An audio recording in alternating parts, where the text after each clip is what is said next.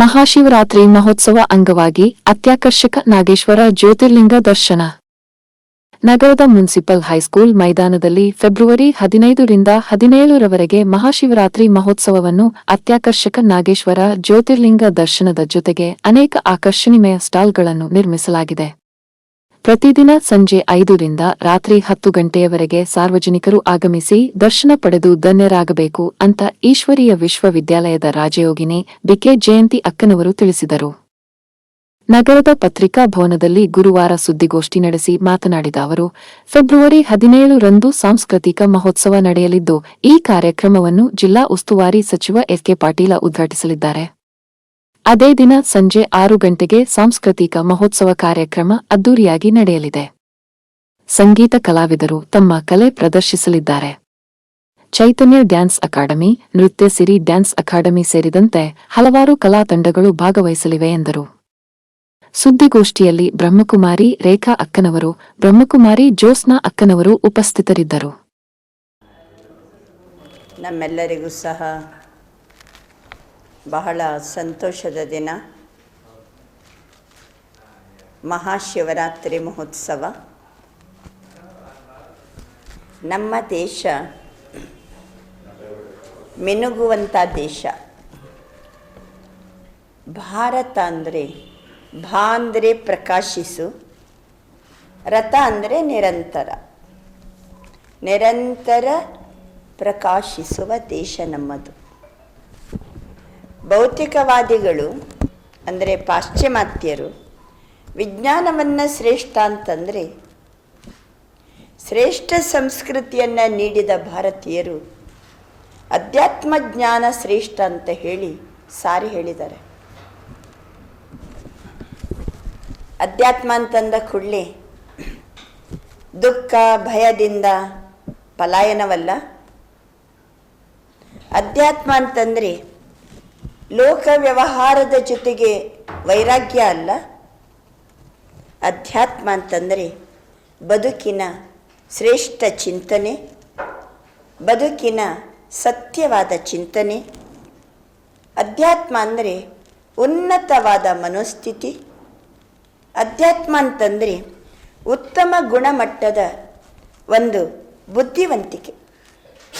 ಎಲ್ಲ ಜಂಜಾಟಗಳ ನಡುವೆ ಇದ್ದರೂ ಸಹ ಅದು ಯಾವ ಜಂಜಾಟಕ್ಕೂ ಸಿಲುಕದೇ ಇರುವ ಶಕ್ತಿಶಾಲಿ ಮಾನಸಿಕ ಸ್ಥಿತಿಯನ್ನು ಕೊಡುವಂಥದ್ದು ಅಧ್ಯಾತ್ಮ.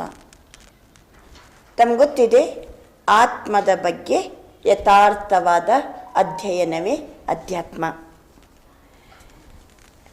ಇಂದಿನ ಒಂದು ಸಂಕೀರ್ಣ ಪರಿಸ್ಥಿತಿಯಲ್ಲಿ ಲೋಪವಾದ ಅಧ್ಯಾತ್ಮ ಜ್ಞಾನವನ್ನು ಶಿಕ್ಷಣ ರೂಪದಲ್ಲಿ ಕೊಟ್ಟು ಸದ್ಭಾವನೆ, ಸಚ್ಚಾರಿತ್ರ್ಯವನ್ನು ಬೆಳೆಸುವ ಒಂದು ಸೇವೆಯನ್ನು ಇವತ್ತು ಈಶ್ವರೀಯ ವಿಶ್ವವಿದ್ಯಾಲಯ ಮಾಡ್ತಾ ಇದೆ. ನಮ್ಮ ದೇಶದಲ್ಲಿ ಪ್ರತಿಯೊಬ್ಬರು ಒಂದಲ್ಲ ಒಂದು ಸತ್ಯವನ್ನು, ತತ್ವವನ್ನು ಜೀವನದಲ್ಲಿ ಅಳವಡಿಸಿಕೊಂಡಿದ್ದಾರೆ. ಆದರೆ ಆ ಸತ್ಯ ಮತ್ತು ತತ್ವ ಬಾರಿ ಬಾರಿ ವರ್ಷನೂ ಪುನಸ್ಮರಣೆಯಾಗಲಿಕ್ಕೋಸ್ಕರ ಅನೇಕ ಹಬ್ಬಗಳು, ಉತ್ಸವಗಳು, ವ್ರತಗಳು, ನಿಯಮಗಳು, ಜಾತ್ರೆ ಇವೆಲ್ಲ ನಮ್ಮ ದೇಶದಲ್ಲಿ ನಾವು ಕಾಣ್ತಾ ಇದ್ದೀವಿ. ಅಂದರೆ ಪ್ರತಿಯೊಂದು ಹಬ್ಬನೂ, ಪ್ರತಿಯೊಂದು ವ್ರತಗಳು, ಪ್ರತಿಯೊಂದು ಆಚರಣೆಗಳು ತನ್ನದೇ ಆದಂತಹ ಒಂದು ಅಧ್ಯಾತ್ಮ ಮೌಲ್ಯವನ್ನು ಹೊಂದಿಕೊಂಡಿದೆ. ಆದರೆ ಭಾರತೀಯರದ್ದು ಏನು ಕತೆ ಆಗಿದೆ ಅಂತಂದರೆ, ಇವತ್ತು ಬೋಧನೆ ಬೇಕಾದಷ್ಟಿದೆ, ಆದರೆ ಸಾಧನೆ ಇಲ್ಲ. ಆಚರಣೆಗಳು ಬೇಕಾದಷ್ಟಿದೆ, ಆಚರಣೆಯ ಹಿನ್ನೆಲೆಯಲ್ಲಿರುವ ಸತ್ಯ ವಿಚಾರ ಗೊತ್ತಿಲ್ಲ. ಹಿಂದಿನವರು ಮಾಡ್ಕೊಂಡು ಬಂದದ್ದು ನಾವು ಮಾಡ್ಕೊಂಡು ಹೋಗ್ಬೇಕಂತ ಅನುಕರಣೆ ಇದೆ, ಆದರೆ ಜೀವನದ ಅನುಭವದಲ್ಲಿಲ್ಲ. ಒಳ್ಳೊಳ್ಳೆ ನುಡಿಗಳಿವೆ, ಆದರೆ ನಡೆಯಲಿಲ್ಲ. ಅದಕ್ಕೆ ಈಶ್ವರೀಯ ವಿಶ್ವವಿದ್ಯಾಲಯ ನಾವು ಈ ಹಬ್ಬದ ಸಂದರ್ಭದಲ್ಲಿ ಅದರಲ್ಲಿ ಸಹ ಮಹಾಶಿವರಾತ್ರಿ ಮಹೋತ್ಸವ ಇದಕ್ಕೆ ಸಂಬಂಧಪಟ್ಟು ಜನರಿಗೆ ಒಂದು ಅಧ್ಯಾತ್ಮ ಬೆಳಕನ್ನು ಕೊಡಬೇಕು. ವ್ಯಕ್ತಿಗತವಾಗಿ ಆಂತರಿಕವಾಗಿರುವ ಎಲ್ಲ ಸಮಸ್ಯೆಗಳನ್ನು ನಾವು ದೂರ ಮಾಡಲಿಕ್ಕೆ ಸಾಧ್ಯ. ಯಾವ ವ್ಯಕ್ತಿ ತನ್ನ ಇನ್ನರ್ ಸ್ಟ್ರೆಂತ್ ಆಂತರಿಕ ಶಕ್ತಿಯನ್ನು ಜಾಸ್ತಿ ಮಾಡ್ಕೋತಾನೋ ಅವನ ಜೀವನದಲ್ಲಿ ಸಮಸ್ಯೆಗಳಿಲ್ಲ, ಕಷ್ಟಗಳಿಲ್ಲ, ಚಿಂತೆ ಇಲ್ಲ, ದುಃಖ ಇಲ್ಲ. ಇವತ್ತು ಚಿಂತೆ, ದುಃಖ, ಭಯ, ರೋಗ ಎಲ್ಲ ಬರಲಿಕ್ಕೆ ಕಾರಣ ಮಾನಸಿಕ ದುರ್ಬಲತೆ. ಅದನ್ನು ಸಶಕ್ತಗೊಳಿಸಲಿಕ್ಕೆ ಅಧ್ಯಾತ್ಮ ಒಂದೇ ಒಂದು ದಾರಿ. ಅದರಲ್ಲಿ ಸಹಿತ ಮಹಾಶಿವರಾತ್ರಿ ಮಹೋತ್ಸವದ ಅಂಗವಾಗಿ ಎಲ್ಲ ಸಾರ್ವಜನಿಕರು ಎಷ್ಟು ಜಾಗೃತರಾಗಿ ಈ ಉತ್ಸವವನ್ನು ಮಾಡ್ತಾರೆ. ಅದಕ್ಕೆ ನಾವೆಲ್ಲ ಭಕ್ತರನ್ನು ಶಿವನ ಕಡೆಗೆ ಆಕರ್ಷಣೆ ಮಾಡಬೇಕು, ಏಕೇಶ್ವರನಲ್ಲಿ ಮನಸ್ಸು ಏಕಾಗ್ರತೆ ಆಗಬೇಕಂತೇಳಿ ಮುನ್ಸಿಪಲ್ ಹೈಸ್ಕೂಲ್ ಮೈದಾನದಲ್ಲಿ ಈ ಬಾರಿ ನಾಗೇಶ್ವರ ಜ್ಯೋತಿರ್ಲಿಂಗ ದರ್ಶನ, 12 ಜ್ಯೋತಿರ್ಲಿಂಗದಲ್ಲಿ ಇದು ಒಂದು ನಾಗೇಶ್ವರ ಜ್ಯೋತಿರ್ಲಿಂಗ ದರ್ಶನ. ಇದು ಗುಜರಾತಿನ ದಾರುಕಾವನದಲ್ಲಿ ಇದೆ. ನಾವು ಒಳಗಡೆ ಪ್ರವೇಶ ಮಾಡುವಾಗಲೇ ಬೃಹದಾಕಾರದ ಶಂಕರನ ಮೂರ್ತಿ ಇದೆ. ಗುಡಿಯ ಒಳಗಡೆ ಹೋದಂತೆ ನಾಗೇಶ್ವರ ಜ್ಯೋತಿರ್ಲಿಂಗದ ಪೂಜೆಯನ್ನು ಅಲ್ಲಿ ಮಾಡ್ತಾ ಇದ್ದಾರೆ. ಅಂದರೆ ನಾಗೇಶ್ವರ ಅಂತ ಯಾಕೆ ಬಂತು ಅಂತಂದರೆ, ಜನರಲ್ಲಿರುವಂತಹ ವಿಶೇಷವಾಗಿ ವಿಷಮಯವಾದ ಭಯ, ಅಹಂಕಾರ, ಈರ್ಷೆ, ದ್ವೇಷ, ಹೊಟ್ಟೆಕಿಚ್ಚು ಇವೆಲ್ಲ ವಿಷಭರಿತ ಗುಣಗಳು. ವಿಷಭರಿತ ಗುಣಗಳನ್ನು ದೂರ ಮಾಡುವವನು ಸ್ವಯಂ ಪರಮಾತ್ಮ, ಈಶ್ವರ, ಶಿವ. ಅದಕ್ಕೆ ಅವನಿಗೆ ನಾಗೇಶ್ವರ. ಈ ಒಂದು ಉದ್ದೇಶದಿಂದ ನಾವು ನಾಗೇಶ್ವರ ಜ್ಯೋತಿರ್ಲಿಂಗವನ್ನು ಈ ಬಾರಿ ವಿಶೇಷವಾಗಿ ಅದನ್ನು ನೋಡಿದ್ರೇ ಅಷ್ಟು ದೂರ ಹೋಗಿ ಯಾತ್ರೆ ಮಾಡೋದಕ್ಕಿಂತ ನಮ್ಮ ಗದಗಿನ ಮುನ್ಸಿಪಲ್ ಹೈಸ್ಕೂಲ್ ಮೈದಾನಕ್ಕೆ ಬಂದರೆ ಖಂಡಿತವಾಗಿ ಜನರಿಗೆ ಆ ಸಂತೋಷ, ತೃಪ್ತಿಯನ್ನು ಕೊಡುವಂತೆ ಮಾಡಬೇಕಂತ ಹೇಳಿಕೊಂಡು ಈ ಬಾರಿ ಅದನ್ನು ಮಾಡಲಾಗಿದೆ. ಅದರ ಜೊತೆಗೆ ದೊಡ್ಡ ಮಹದ್ವಾರ ಮಾಡ್ತೀವಿ. ಅದು ಸಹ ನಾಗೇಶ್ವರಕ್ಕೆ ಸಂಬಂಧಪಟ್ಟ ಚಿತ್ರವನ್ನು ಅಳವಡಿಸಿಕೊಂಡು ಒಳಗಡೆ ಮತ್ತೆ ಗುಡಿಯ ಒಳಗಡೆ ಹೋದಂತೆಯೇ ಅನುಭವ ಮಾಡಿ ಜ್ಯೋತಿರ್ಲಿಂಗದ ಒಂದು ದರ್ಶನವನ್ನು ಭಕ್ತರಿಗೆ ಮಾಡಿಸಿ ಭಕ್ತರ ಒಂದು ಇಚ್ಛೆಯನ್ನು, ಅವರ ಒಂದು ಸಂಕಲ್ಪವನ್ನು ಪೂರ್ಣಗೊಳಿಸೋದು. ಇದು ಆದ ನಂತರ ಅಲ್ಲಿ ಪ್ರದರ್ಶನ ಲಿಂಗು ದರ್ಶನ ಅಂತ ಒಂದು ಜನರಿಗೆ ಒಂದು ಆಕರ್ಷಣೆ ಮಾಡಲಿಕ್ಕೆ ಅದು ಭಾಳ ವೈಜ್ಞಾನಿಕವಾಗಿ ಅದನ್ನು ತಯಾರು ಮಾಡಲಾಗಿದೆ. ಇನ್ನು ಸಹಸ್ರಲಿಂಗ ದರ್ಶನ, ಭಕ್ತರು ತೃಪ್ತಿ ಪಡ್ತಾರೆ. ಸಹಸ್ರಲಿಂಗ ದರ್ಶನವನ್ನು ನೋಡಿ ಉದ್ಭವಲಿಂಗ ದರ್ಶನ ಅಂತ ಮಾಡ್ತೀವಿ. ಇದರಿಂದ ಭಕ್ತರಿಗೆ ಶಕ್ತಿ ಬರುವ ಹಾಗೆ ಅನುಭವ ಮಾಡಿಸ್ತೀವಿ. ಅದರ ಜೊತೆಗೆ ಅಧ್ಯಾತ್ಮ ಚಿತ್ರ ಪ್ರದರ್ಶನದಿಂದ ಭಕ್ತರಿಗೆ ಒಂದು ಅಧ್ಯಾತ್ಮ ಸತ್ಯ ಜ್ಞಾನದ ಬೆಳಕನ್ನು ನೀಡುವ ವ್ಯವಸ್ಥೆಯನ್ನು ಮಾಡಲಾಗ್ತದೆ. ಇನ್ನು ಅವರು ಮೆಡಿಟೇಷನ್ ಕಲಿಬೇಕಂತ ಹೇಳಿಕೊಂಡು 108 ಬಾರಿ ಓಂ ನಮಃ ಶಿವಾಯ ಮಂತ್ರದ ಮೂಲಕ ಭಕ್ತರ ಮನಸ್ಸನ್ನು ಏಕೇಶ್ವರನಲ್ಲಿ ಏಕಾಗ್ರತೆಗೊಳಿಸುವಂಥ ಒಂದು ಮಂಟಪವನ್ನು ಮಾಡ್ತೀವಿ. ನಂತರ ಅಷ್ಟೆಲ್ಲ ಬಂದ ನಂತರ ನಮ್ಮ ಜೀವನದಲ್ಲಿ ಏನಾರು ಒಂದು ಪರಿವರ್ತನೆ ಆಗಬೇಕಂತ ಹೇಳಿ ಏನಾರು ಚಿಂತೆ ಇದ್ದರೆ, ದುರ್ಗುಣ ಇದ್ದರೆ, ಏನಾರು ತಪ್ಪುಗಳು ಮಾಡಿದರೆ ಅದನ್ನು ಶಿವಾರ್ಪಣ ಮಾಡುವ ಮಂಟಪ.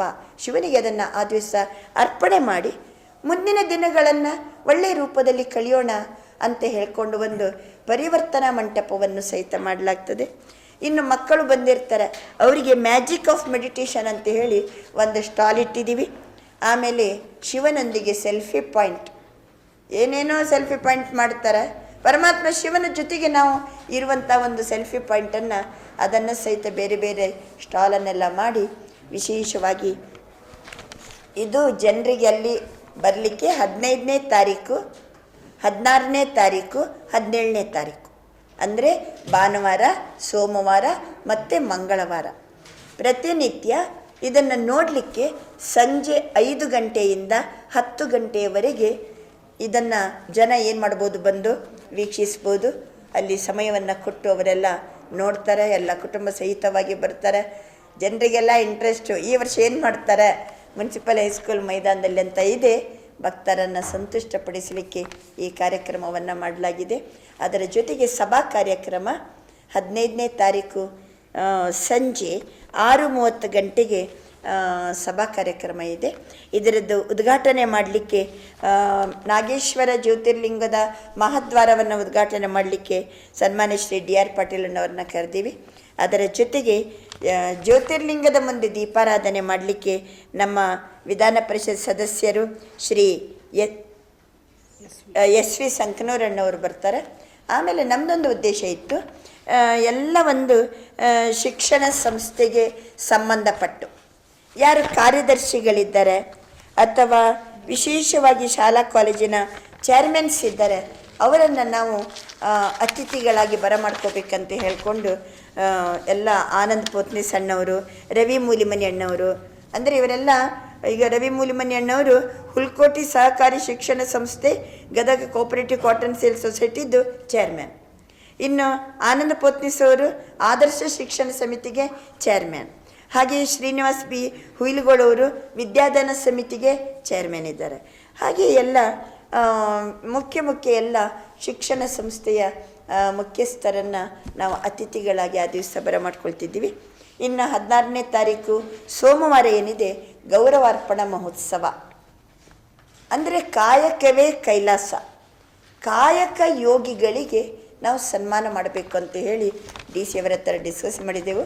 ಆಮೇಲೆ ಎಲ್ಲ ಡಿಪಾರ್ಟ್ಮೆಂಟ್ ಏನಿದೆ ಆ ಡಿಪಾರ್ಟ್ಮೆಂಟಿನ ಉಪನಿರ್ದೇಶಕರನ್ನ ಆ ದಿವಸ ನಾವು ಅತಿಥಿಗಳಾಗಿ ಬರಮಾಡ್ಕೊತಿದ್ದೀವಿ. ಆಮೇಲೆ ನಮ್ಮ ಎ ಡಿ ಸಿ ಅವರು ಬರ್ತಾರೆ, ಡಾಕ್ಟರ್ ದುರ್ಗೇಶ್ ಕೆ ಆರ್ ಅಪರ ಜಿಲ್ಲಾಧಿಕಾರಿಗಳು, ಅಪರ ಜಿಲ್ಲಾ ದಂಡಾಧಿಕಾರಿಗಳು ಅವರು ಮುಖ್ಯ ಅತಿಥಿಗಳಾಗಿ ಬರ್ತಾರೆ. ಜೊತೆಗೆ ಕಲ್ಯಾಣ್ ಶೆಟ್ಟರ್ ನಮ್ಮ ಕೆ ಇ ಬಿದ್ದು ಕಾರ್ಯನಿರ್ವಾಹಕ ಅಭಿಯಂತರರು, ನಂತರ ಜಿಲ್ಲಾ KPTCL ಹಾಗೂ ಹೆಸ್ಕಾಂ ವೀರಶೈವ ನೌಕರ ಸಂಘಕ್ಕೆ ಅವರು ಅಧ್ಯಕ್ಷರಾಗಿದ್ದಾರೆ ಇತ್ತೀಚೆಗೆ. ಆನಂತರ ಉಪನಿರ್ದೇಶಕರು, ಶಿಕ್ಷಣ ಇಲಾಖೆಯ ಉಪನಿರ್ದೇಶಕರು, ಮಹಿಳಾ ಮತ್ತು ಕಲ್ಯಾಣ ಇಲಾಖೆಯ ಉಪನಿರ್ದೇಶಕರು, ಆಮೇಲೆ ರೇಷ್ಮೆ ಇಲಾಖೆಯ ಉಪನಿರ್ದೇಶಕರು, ಕನ್ನಡ ಮತ್ತು ಸಂಸ್ಕೃತಿ ಇಲಾಖೆಯ ಉಪನಿರ್ದೇಶಕರು, ಡಿಪಾರ್ಟ್ಮೆಂಟಿನ ಎಲ್ಲ ಉಪನಿರ್ದೇಶಕರು ಮತ್ತು ಒಂದೊಂದು ಡಿಪಾರ್ಟ್ಮೆಂಟ್ನಿಂದ 2 ಸಿಬ್ಬಂದಿಗಳಿಗೆ ಸನ್ಮಾನ. ಕಾಯಕ ಯೋಗಿಗಳಿಗೆ ಸನ್ಮಾನ ಅಂದರೆ ನಮ್ಮ ಕಾಯಕ ಹೆಂಗಿರಬೇಕು? ಸರ್ಕಾರದ ಕೆಲಸ ಅಂದರೆ ದೇವರ ಕೆಲಸ ಅಂತೀವಿ, ಕಾಯಕವೇ ಕೈಲಾಸ ಅಂತೀವಿ. ಹಾಗೆಯೇ ನಾವು ಮಾಡುವಂಥ ಕರ್ಮದಲ್ಲಿ ಯಾವ ಯಾವ ಮೌಲ್ಯಗಳು ತುಂಬಬೇಕು ಅನ್ನುವಂಥ ವಿಷಯದ ಬಗ್ಗೆ ಆ ದಿವಸ ಪ್ರವಚನ ಕೊಟ್ಟು, ಆಮೇಲೆ ಈ ರೀತಿ ಒಂದೊಂದು ಡಿಪಾರ್ಟ್ಮೆಂಟ್ನಿಂದ ಸಿಬ್ಬಂದಿಗಳಲ್ಲಿ 2 ನಾವು ವಿಶೇಷವಾಗಿ ಬರಮಾಡಿಕೊಂಡು ಅವರಿಗೆ ಸನ್ಮಾನ ಮಾಡ್ತೀವಿ. ಆ ಡಿಪಾರ್ಟ್ಮೆಂಟಿನ ಅಧಿಕಾರಿಗಳು ಅತಿಥಿಗಳಾಗಿ ಕುಂತಿರ್ತಾರೆ. ಸಿಬ್ಬಂದಿಗಳಲ್ಲಿ 2 ನಾವು ವಿಶೇಷವಾಗಿ ಗೌರವಾರ್ಪಣಾ ಸಮಾರಂಭದಲ್ಲಿ ಅವರನ್ನು ಬರಮಾಡ್ಕೊಳ್ತಿದ್ದೀವಿ. ಇನ್ನು ವಿಶೇಷವಾಗಿ 17ನೇ ತಾರೀಕು ಮಂಗಳವಾರ ಇದೆ.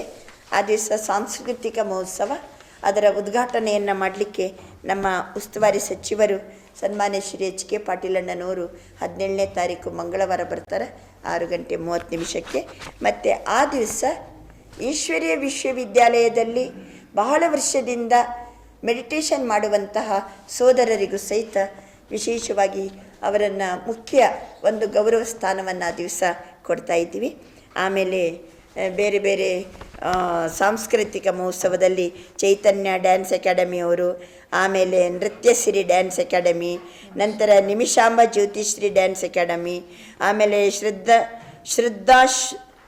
ಶ್ರದ್ಧಾಸ್ವರ ಸಂಗೀತ ವೆಲ್ವೇರ್ ಟ್ರಸ್ಟ್, ಯೂನಿಕ್ ಡ್ಯಾನ್ಸ್ ಅಕಾಡೆಮಿ, ಅವರೆಲ್ಲರೂ ಬೇರೆ ಬೇರೆ ಶಿವನ ಬಗ್ಗೆ ಸಂಬಂಧಪಟ್ಟು ಎಲ್ಲ ಅಧ್ಯಾತ್ಮದ ಮೌಲ್ಯ ತುಂಬಿದಂತಹ ಹಾಡಿನ ಬಗ್ಗೆ ಅವರು ವಿಶೇಷವಾಗಿ ನೃತ್ಯವನ್ನು ಮಾಡಿ ಜನರಿಗೆ ಸಂತೋಷಪಡಿಸಲಿದ್ದಾರೆ.